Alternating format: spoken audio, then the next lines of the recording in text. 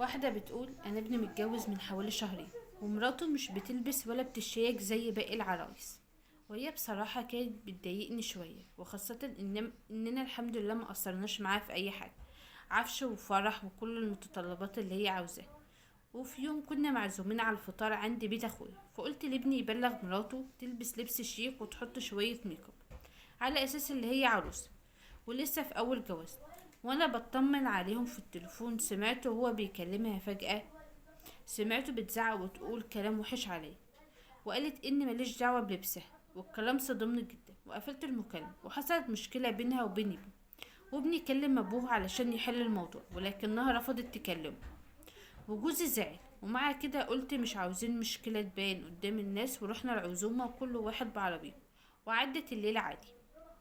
بعد ما رجعنا ابني النهارده بيكلمني وقال لي ان مراته عاوزه تيجي بعد التراويح تعتذر ليا ولابوه، وانا رفضت وقلت له كل واحد في حاله، ولما نتقابل في المسابات نتصرف عادي، ولكن هي بتيجي عندي ولا انا بروح لها، وانا مش عاوزه مشاكل. بس في نفس الوقت الكلام اللي اتقال وجعني، ويا ترى قراري صح ولا غلط؟ بصي، هو انتي لو انتي واحدة بتقولي اللي هي زي بنتي وبتتكلم حلو، انتوا ممكن كنت تتكلمي بينك وبينها بدل ما تدخلي ابنك في الموضوع.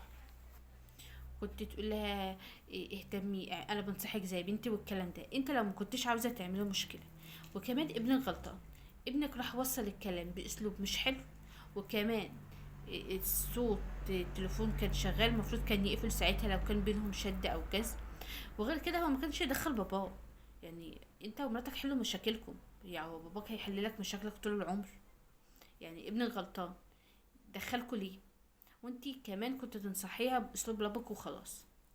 وغير كده اللي هي عاوزاها مش عاوزاها تجيلك، لا خليها تيجي وتعتذر احسن. انتم ابنك ومراته يعني مش مثلا من الدرجة التانية او التالتة او كده، لا يعني انتوا على طول في اي مناسبة، في اي موضوع، في اي حاجة هتبقوا متواجدين مع بعض على طول. انت ممكن تنصحيها باسلوب لبق، يعني تحسسها اللي هي انت بنتي فانا بنصحك، وما ينفعش يتقال كده، في احترام، في كلام، على اساس المشاكل ما تكبرش والدنيا ما تزيدش اكتر. إيه، وكل واحد بصراحة حر، يعني هي حرة تلبس تتمكيج تعمل هي براحتها، اذا كان جوزها راضي فخلاص، هو ما اتكلمش اصلا ولا قال حاجة. انت ما كنتش تتدخلي اصلا يعني، خالص انا ده في نظري. وغير كده ما ينفعش اللي هو كل واحد يبقى في حاله، احسن في اي كان انتوا هتبقوا مع بعض في مناسبات، هي هتجيلك البيت، انت هتروحي لابنك، احسن ابنك برضه مش هيتقطع عنك.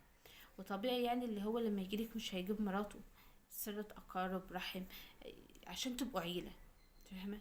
احسن كل ما تبعدهم هيبقى في جفاء، هيبقى في عدم رياحة. فالاحسن لا، يعني انت كست كبيرة وفاهمة، توعيها هي، مش تروحي تقولي لابنك، وابنك اللي يوصل الكلام غلط. انت تصرفه غلط وهي تصرفها غلط، وتصرف ابنك كان اكبر وغلط. فلا عادي، فالموضوع يتحل، مفيش اي مشكلة يعني.